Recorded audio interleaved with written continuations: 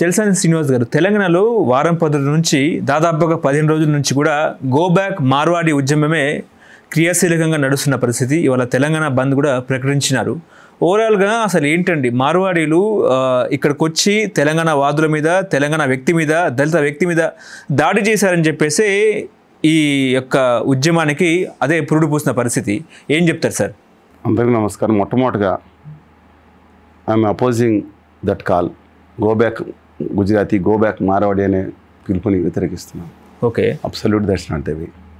ఈ దేశంలో ఎవరో ఎక్కడైనా ఉండొచ్చు, ఆ సిద్ధాంతం తప్పు. కానీ నా తెలుగు జాతి బిడ్డలను అవమానపరుస్తా, నా తెలుగు జాతి సంస్కృతిలో మమేకం కాకుండా నా భాషను అవమానిస్తూ నేను చూశాను, మాట్లాడతా. మేము 10,000 మంది ఉన్నాం, ఆర్మీ హై, మంచిగా ఉండదు, రాజ్ దగ్గర మట్టి కొట్టిపోయాడు, ఇష్టం ఈ సంగతి ఏంటి తెలియదు. ఏందండి ఇది? నాకు అర్థం కాదు. నీచి జాతి ఎవరిది రా? నీతి జాతి అని మాట్లాడాలా? ఎవరిది నీతి జాతి? రాజ్యాలేని యాదవులదా నీతి జాతి? ఈ దేశాన్ని సమశక్తితో నిలబెడుతుందా దళితులదా నీతి జాతి? శూద్రులదా నీతి జాతి? అలా మాట్లాడిన వాళ్ళు సమాధానం చెప్పాలా? ఇవాళ దేశంలో అనేక మంది వచ్చి స్థిరపడ్డారు తెలుగు నేలలో. నేను రాజమండ్రిలో ప్రపంచ తెలుగు మహాసభలు పెట్టారు, చైతన్యరాజు గారు వెళ్ళాను. పక్కన రామం గారు, పేరు రామగారు కూర్చున్నారు. కొంచెం మాట్లాడింది ఎవరంటే, మేము 108 years బ్యాక్ వచ్చామండి, మేము మారవారీస్ అండి, వచ్చాను తక్క తెలుగు మహాసభలో మాట్లాడాడు. అలాంటి అంటే తెలుగు బిడ్డగా భావిస్తాం. ఏ క్యా హై తెలుగు అనేవాడి ఇక్కడికి వచ్చి గడ్డ మీదకి వచ్చి సంస్కృతిని గౌరవించాలి. వాళ్ళు, నేను నిజంగా చెప్తున్నాను, వాళ్ళు నేను ఒక వ్యాపార దాంట్లో 300 మంది ఒక హోల్సేల్ వ్యాపారులు ఉంటే 280-90 మంది వాళ్ళే ఉంటారు. మిగతా వాళ్ళు బతకడం గిలగిల్లాడిపోతున్నారు. చిన్న రిటైల్ బిజినెస్ గురించి మాట్లాడుతున్నారు. 1400 మంది ప్లాస్టిక్ 1400 మంది గుజరాతీ మార్వాడీలు ఉంటారు. తప్ప నన్ను మిగతా వాళ్ళు వ్యాపారం చేయలేరు. ఎక్కడి నుంచి వస్తున్నాయి? ఇవాళ ఒక షాపు కూడా ఒక మా వయస్సులు కానీ, బీసీలు కానీ, మిగతా వాళ్ళు కానీ, నా తెలుగు బిడ్డలో ఒక ఊళ్ళో ఉంటేనండి, ఆ ఊళ్ళో అది బ్యాంక్ అండి, వీళ్ళకి కావాల్సిన బ్యాంక్ అండి. పాన్ బ్రోకర్లుగా ఎక్కువగా మార్వాడీలు వచ్చేవారు, చూసుగా గుజరాతీలు. ఎప్పుడు తెలంగాణ సమాజంలో కానీ మిగతా మా శ్రీకాకుళం నుంచి మా దగ్గర అన్ని చోట్ల కూడా మహిళలకి బంగారం ఉంటుంది. ప్రతి ఒక్కళ్ళకి చూశారు కదా. ఆ బంగారాన్ని వాళ్ళకి 5 రూపాయలు, 10 రూపాయలు, 15 రూపాయలు, 8 రూపాయలు వడ్డీలు. మీరు వెళ్ళుకోండి, గమనించుకోండి, ఎన్ని నెలవారీ కాంపౌండ్లు వేస్తారు లేదో. వీళ్ళు అట్లా వచ్చి సంపాదించకుండా మొత్తం. ఇప్పుడు ఆ రోజు కోస్తా రాయలసీమ నుంచి వచ్చినప్పుడు ప్రజలు రాష్ట్ర రాజధాని వచ్చారు. వాళ్ళు గోబ్యాక్ అని ఒకళ్ళు ఇద్దనప్పుడు వీళ్ళు సప్పట్లో చర్చుకున్న బ్యాచ్ కాదా ఇదే? నన్ను అడుగుతున్నా. ఈ ప్రాంతం కోసం స్థానికంగా ఉన్న కొమరం భీం ప్రాణం అర్పించాడు. ఈ ప్రాంత అభివృద్ధి కోసం నేను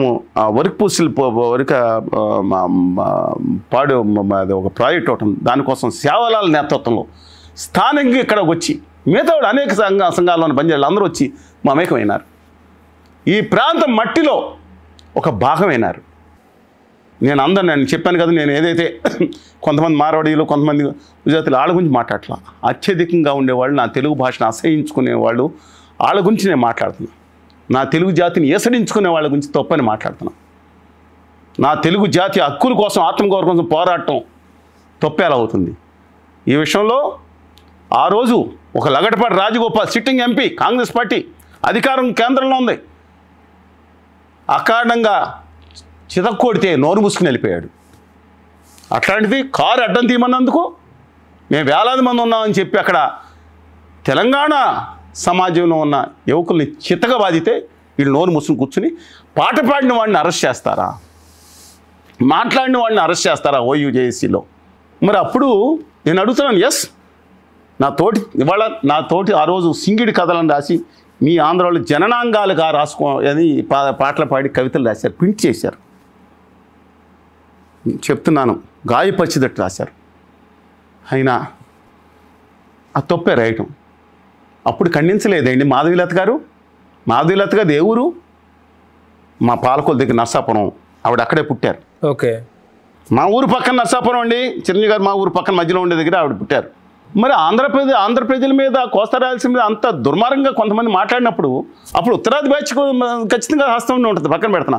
అప్పుడు ఏమైపోయారండి బండి సంజయ్ గారు? మీరు అగ్రసేన్ గారి విగ్రహాన్ని కాపాడుతాను మీ ప్రాణాలు అర్పిస్తారు, తప్పులేదు. విగ్రహాన్ని కాపాడుకోవాలి. మరి అక్కడ శ్రీకృష్ణదేవరాయలు మొల్ల అన్నమాచార్య తెలంగాణ ఇవ్వద్దని చెప్పాడా? అప్పుడు నిద్రపోయారా? ఆ విగ్రహాలను ధ్వంసం చేస్తున్నప్పుడు నిద్రపోయారా? గుజరాతీ మార్వాడీల కోసం ప్రాణాలు అర్పించేస్తారు మీరు. మీరేంటి రాజమండ్రి ఎమ్మెల్యే గారు కూడా, తెలుగుదేశం పార్టీ ఎమ్మెల్యే కూడా ఏక వాళ్ళనేమో అన్నారు.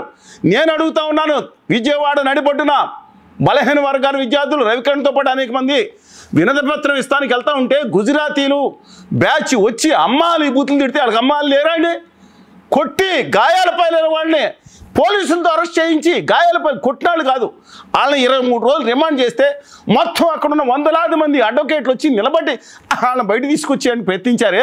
అప్పుడు నిద్రపోయారు మీ నాయకులు, కూటమి నాయకులు, దుర్మార్గ కూటమి నాయకులు, లేకపోతే ఇంకో బ్యాచ్. ఆయనకి సీట్ ఇచ్చారండి, కొట్టినాళ్ళకి అమ్మాలి బూతులు తిట్టిన నా విద్యార్థులు ఒక్క మాటను కూడా దండం పెడుతున్న విద్యార్థుల్ని తరిగి కొట్టిన ఈ గుజరాతీలు బ్యాచ్ కొంతమంది అందరూ నేను అన్నాం. వాళ్ళకి సీట్ ఇచ్చి గౌరవించింది ఉత్తర భారతీయ జనతా పార్టీ. తీసుకోండి, లెక్కలు తీసుకోండి చెప్తున్నా, వీడియోలు చూడండి, నెట్లో కొట్టండి. ఒక్క మాట అన్న మా విద్యార్థులను కొట్టిన గుజరాతీలు విజయవాడ నడిబొడ్డున వచ్చి మా హక్కుల కోసం మేము పోరాడుతుంటే గుజరాతీ గల్లీలో ఒక్కడు కూడా షాప్ కట్టేయడానికి వీల్లేదని చెప్పారే. మేమేమన్నా మా గురించి ఎదురించి మాట్లాడామా? విజయవాడలో పెద్ద సంస్థలు, గోల్డ్ మెడల్, జిఎం, అన్ని సంస్థలు, ఎలక్ట్రిక్ సంస్థలన్నీ వాళ్ళయ్యాయి. మ్యానుఫ్యాక్చరింగ్ ఇండస్ట్రియల్ సంస్థలు ఉన్నాయి. మంచిగా వ్యాపారం చేసుకోవాలి, చాలా బాగుపడాలి కోరుకుంటాం. కానీ ఆ ప్రాంత హక్కుల కోసం నేను తెలంగాణలోని సమాజం కూడా ఆంధ్రప్రదేశ్కి విభజన హామీలో ప్రత్యేక హోదా ఇవ్వడానికి అడుగుతుంటే వ్యతిరేకంగా మా ఇచ్చిన బంద్ని ఫెయిల్ చేయడానికి చూసి, దాష్యకం చేయడానికి చూస్తే నోరు మూసుకుని చావ చచ్చిన జాతిగా ఉండాలా? గుజరాత్ అంటే మాకు వ్యతిరేకం ఎందుకు ఉంటుంది? వల్లభాచార్యుడు మా తెలుగు బిడ్డే. గుజరాత్లో వెళ్ళిన వల్లభాచార్యుడిని అంత గౌరవిస్తారు. మా తెలుగు బిడ్డ, మా గోదావరి జిల్లా నుంచి వెళ్ళిన బిడ్డ.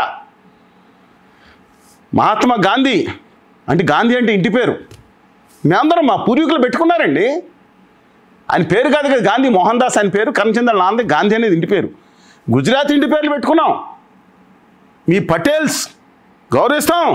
మొత్తం తెలంగాణ ఆదిలాబాద్ జిల్లా నుంచి నెల్లూరు జిల్లా వరకు ఎక్కడ చూసిన పటేల్స్ ఉంటారు, నేతాజీలు ఉంటారు, ఉత్తరాదిని కానీ లాలా లజపతి రాయలు ఉంటారు, ఎంతోమంది ఈశ్వర్చంద్ర విద్యాసాగర్లు ఉన్నారు, తిలక్కులు ఉన్నారు, బాలగంగాధర ఊరా తిలక్కులు ఉన్నారే. మా తెలుగు జాతి దగ్గర నుంచి నా దక్షిణాది నుంచి రాణి నచ్చారు కానీ, చిన్నమ్మ కానీ, ఆలు సీతారామరాజు కానీ, కొమ్మన భీమ్ కానీ ఒక్కడ పేరు గుజరాతీ మార్వాడీలు పెట్టుకున్నారని నేను అడుగుతున్నాను. నేను అడిగిన ప్రశ్న మౌలికమైంది. దేశభక్తి గురించి మమ్మల్ని ప్రశ్నిస్తారా మీరు? ఈ దేశం కోసం ప్రాణాలు అర్పించిన తెలుగు వాళ్ళు అగ్రగణ్యులుగా ఉన్నారు, ప్రాణాలు అర్పించారు. ఇవాళ ఆ విషయం గురించి మాట్లాడగానే హిందువులు ముస్లింలు తీసుకొస్తారు. ఇప్పుడు ఆంధ్ర గురించి మాట్లాడినప్పుడు హిందువులు ముస్లిం గుర్తురాలే, అప్పుడు బంగ్లాదేశీలు గుర్తురాలే, రోహింగ్యాలు గుర్తురాలే. తక్షణమే మీదే కదా అధికారం ఉంది, తక్షణమే వాళ్ళని ఐడెంటిఫై చేయండి. రోహింగ్యాలు విదేశస్తులుంటే తక్షణమే పంపించండి, డిమాండ్ చేస్తున్నాం. విదేశస్తులుంటే కఠినమైన చర్యలు తీసుకుని బయటికి పంపించండి. మరి కోస్తా రాయలసీమ మీద అప్పుడు చేసినప్పుడు ఉండకూడని విగ్రహాలు ఉన్నాయన్నారు అప్పుడు బీజేపీలో వాళ్ళు.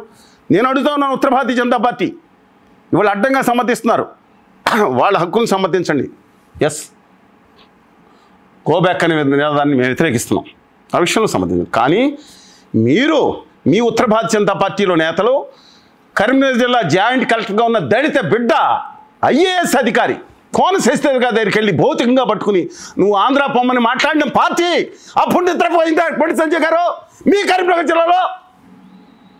నేను అడుగుతున్న మౌలిక ప్రశ్న, with due respect you being honourable minister you are, Kishan Reddy garu, you're honourable cabinet minister, with due respect you, with folded hand I'm asking you. అప్పుడు ఏం చేశారు మీరు? ఒక జాతీయ పార్టీ మీది, ఒక దళిత బిడ్డ సెంట్రల్ అధికారిగా వచ్చిన ఐఏఎస్ అధికారిని పట్టుకుని కరీంనగర్లో జాయింట్ కలెక్టర్ పనిచేస్తే పొమ్మని అనడానికి మీకు అధికారం ఏముంది? మీరు జాతీయ పార్టీయా? మీరు వాళ్ళ గుజరాతీ మార్వాడీల కోసం ప్రాణాలు ఇచ్చేస్తారంటారు, ఇచ్చేసేయండి.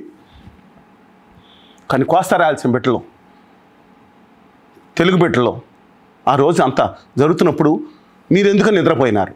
పైగా యాక్టివ్గా ఉన్నారా లేదా? ప్రత్యేక హోదా వస్తే దేశంలో ఇబ్బందులు జరుగుతాయని మాట్లాడిన కిషన్ రెడ్డి గారు, విత్ డ్యూ రెస్పెక్ట్స్ యూ, దయచేసి ఆలోచించండి. నా తెలుగు జాతి అభ్యున్నతి, ద్రవిడులు అలాగే దేశం నెంబర్ ఉండాలని మేము కోరుకుంటాం. మీ ప్రాణాలు మార్వాడీల కోసం అర్పిస్తారా, గుజరాతీల కోసం అర్పిస్తారా, మీ ఇష్టం. కానీ తెలుగు జాతి కోసం, అభ్యున్నతి కోసం ముందు పాటుపడమని మై హంబుల్ రిక్వెస్ట్ యూ. నా హైందవ ధర్మం అనేది ఈ దేశం మూలవాసులైన మా తెలుగు బిడ్డల్లో ఖచ్చితంగా నరనారాయణ ఉంది. దాంట్లో సంయమనం ఉంది, సౌభ్రత్వం ఉంది, ద్వేషభావం లేదు. మా హైందవత్వంలో, ఈ దేశ మూలవాసుల హైందవత్వంలో ద్వేషభావం లేదు. మాకు శౌర్యం ఉంది, పౌరుషం ఉంది, కాపాడేది ఉంది, ప్రపంచంలో సమాజాన్ని నిలబెట్టుకునే ఇది ఉంది. కానీ ఒక పార్టీలకు బానిసలు కాదు. ఇప్పుడు హిందువులు గుర్తుకొచ్చారా మీకు? కోస్తా రాయలసీమ హిందువులు లేరండి? కాన్స్టిట్యూషన్ మీకు కోస్తా రాయలసీమ హిందువులు లేరా? అందుకని ఎవరైనా వ్యాపారానికి తెలుగు జాతి హక్కులకి ఆత్మగౌరవంగా భంగకరంగా ప్రవర్తిస్తే మాత్రం మంచిది కాదని ఆ కొద్ది మందికి, అనేక మంది ఇక్కడ జనజీవన సంస్థలు కలిసిపోయారు, మార్వాడీలు కానీ గుజరాతీలు. కానీ ఇప్పటికి కూడా నా తెలుగు జాతిని, నా సంస్కృతిని, ఇక్కడ వాళ్ళ ఉద్యోగ అవకాశాలని దెబ్బ కొడతా. ఆదాని గారు అని వచ్చారు కదా, నా జీవి కృష్ణారెడ్డి గారు, గద్వాల రాజా గారి ఇద్దరికి సంబంధించిన ఆ ఎయిర్పోర్ట్ని అడ్డంగా కాజేసిన, పెన్నా ప్రతాప్ రెడ్డి గారు ఆల్ సిమెంట్ ఫ్యాక్టరీని అడ్డంగా నిలువుగాను కాజేసిన, నా డివిఎస్ రాజు గారు గంగవరం పోర్ట్ని ప్రభుత్వ వాటాన్ని కాజేసిన, సెజ్ని అలాగే కృష్ణపట్నం పోర్ట్ని కాజేసిన, అలాగే మధు గారి పవర్ ప్రాజెక్టుని కాజేసిన, జిఎంఆర్ గారి ఎతర్నా ప్రాజెక్టులు ఎన్ని ఆదాని గారు తీసుకున్నారు. నా తెలుగు బిడ్డలకి ఇక్కడ రావాల్సిన నేలలో ఉండాల్సిన ఇవాళ ఈ వాటర్ ఏమంటారంటే పంపుడు స్టోరేజ్ స్కీమ్ని వేలాది ఎకరాలు, లక్షలాది ఎకరాలతో మీ గుజరాతీ మార్వాడి వ్యాపారం దారాదత్తం చేస్తున్నా రాష్ట్ర ప్రభుత్వాలు ఏదైనా సరే ఒకసారి ఆలోచించుకోండి. నా తెలుగు జాతి బిడ్డలకు అవకాశం ఇవ్వండి. వాళ్ళకి సమానంగా పోటీ పడితే వేరే సంగతి. నా తెలుగు జాతి బిడ్డలకు అవకాశం ఉంది. నా విశాఖపట్నం స్టీల్ ప్లాంట్ని ఆ గుజరాతీ మార్వాడీలకి ఇచ్చే, ఉదారంగా ఇచ్చే అనేక ఏదైనా మైన్స్ని నాకు ఒక క్యాప్టివ్ మైన్స్ ఇవ్వండి. అలాగే సింగరేణి కాలేజ్ తెలంగాణ కొంగు బంగారం గర్భంలో ఉందని ఇక్కడ బిడ్డలకు ఉండే అవకాశం మొట్టమొదటి ఇవ్వండి. మేము కోరుకునేది అదే, సమానంగా అందరూ చేసుకోవాలి. కానీ ఇక్కడ జాతి ప్రతిష్టని, భావితరాల యువత హక్కుల్ని తాకట్టు పెట్టి మాత్రం కాదనుకోరు. హలో, తెలుగు రాజ్యం ఛానల్ చూస్తున్నారా? సామాజిక, రాజకీయ, జీవన చిత్రణే తెలుగు రాజ్యం. అతిశయోక్తులు, అసత్యాలు ఉండవు. రాజకీయ కోణం కాదు, ప్రజా కోణమే కొలబద్ద. తెలుగు రాజ్యం వీక్షణ మీ ఉత్తమ అభిరుచికి నిదర్శనం.